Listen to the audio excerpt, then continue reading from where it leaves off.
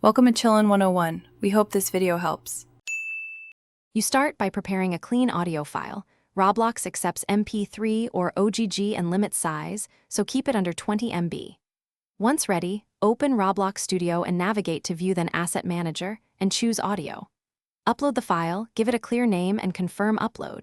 Make sure permissions match your intent, private versus public. This step adds the sound to your account, which is necessary before you can use it in a place or via scripts, so don't skip it. Once the asset exists, insert it into your place by dragging it from Asset Manager into Workspace or directly onto a part for positional audio. Then, adjust properties. Set volume to taste, toggle looping if needed, and choose roll-off mode for 3D fall-off.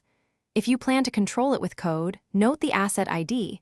Format sound ID as RB's assetted, //ID, so scripts can reference it. Doing this lets you fine-tune how players hear the sound in different contexts and distances. To finish, control playback with a script or local script. You fetch the sound object, either workspace, part, sound, or by using find first child and call play, pause, or stop. For smooth transitions, use tween service to fade volume over time. Make sure you choose local script for client-only effects and server script for global sounds. If something breaks, check permissions, verify the sound ID is exact, and confirm you used the right script type. That single check.